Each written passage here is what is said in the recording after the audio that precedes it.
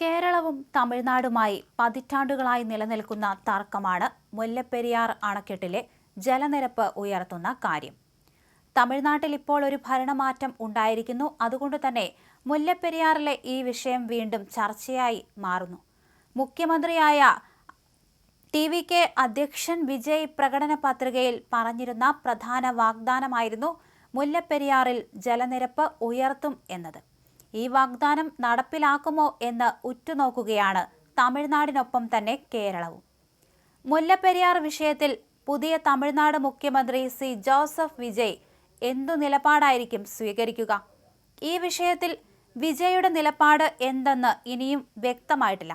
എന്തായാലും മറ്റ് രാഷ്ട്രീയ പാർട്ടികളിൽ നിന്ന് വ്യത്യസ്തമായ ഒരു നിലപാട് അദ്ദേഹത്തിനുണ്ടോ എന്നതും ഇതുവരെയുള്ള പ്രസ്താവനകളിൽ നിന്ന് മനസ്സിലാക്കാൻ സാധിച്ചിട്ടില്ല. പുതിയ അണക്കെട്ട് എന്ന കേരളത്തിന്റെ ഈ ഒരു ആവശ്യത്തെ എതിർക്കുമോ എന്ന് വരും ദിനങ്ങളിൽ അറിയാം. എങ്കിലും ഇക്കാര്യത്തിൽ വിജയിൽ നിന്ന് വ്യത്യസ്തമായ ഒരു നിലപാട് ആരും പ്രതീക്ഷിക്കുന്നില്ല. അതേസമയം സ്റ്റാലിന്റെ കാലത്തും വിട്ടുവീഴ്ചയ്ക്ക് തമിഴ്നാട് ഒരുക്കമായിരുന്നില്ല. എന്നാൽ കേരളവുമായി ഈ അഭിപ്രായ വ്യത്യാസം നിലനിൽക്കുമ്പോഴും നല്ല ബന്ധം പുലർത്താൻ അദ്ദേഹം ശ്രദ്ധിച്ചു. സമാനമായ രീതിയിൽ മുമ്പോട്ട് പോകാനായിരിക്കും വിജയും ശ്രമിക്കുക എന്നാണ് കരുതപ്പെടുന്നത്. എന്തായാലും രാഷ്ട്രീയ നിരീക്ഷകർ ഇതിന് കാരണമായി പറയുന്നത് വിജയ് നയിക്കുന്നത് കോൺഗ്രസ് കൂടി ഉൾപ്പെട്ട ഒരു സഖ്യത്തെ എന്നതാണ്. പ്രശ്നങ്ങൾ പരസ്പരം പറഞ്ഞു തീർക്കാൻ സാധിക്കും.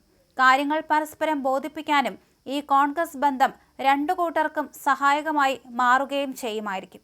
എന്തായാലും മുല്ലപ്പെരിയാർ അണക്കെട്ട് ഘടനാപരമായി സുരക്ഷിതമാണ് എന്ന നിലപാടാണ് തമിഴ്നാടിന് ഉള്ളത്.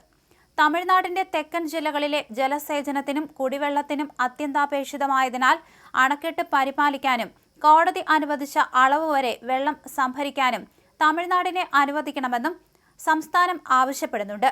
തേനി, മധുര, ഡിണ്ടിഗൽ, രാമനാഥപുരം തുടങ്ങിയ ജില്ലകളിലെ കർഷകരുടെ ഉപജീവന മാർഗ പ്രശ്നമാണിത്. പുതിയ അണക്കെട്ട് നിർമ്മിക്കാൻ കേരളം നടത്തുന്ന സമ്മർദ്ദം 1886 കരാറിന് വിരുദ്ധമാണ്. എന്തായാലും വിജയ് ഈ കാര്യത്തിൽ എടുക്കുന്ന തീരുമാനം എന്താണ് എന്നാണ് കാത്തിരിക്കുന്നത്. സ്റ്റാലിൻ സർക്കാരുമായി മികച്ച ബന്ധം പുലർത്തിയിരുന്നുവെങ്കിലും കേരളത്തിലെ പിണറായി സർക്കാരിന് മുല്ലപ്പെരിയാർ വിഷയത്തിൽ തമിഴ്നാടുമായി സമവായത്തിലെത്താൻ കഴിഞ്ഞിരുന്നില്ല.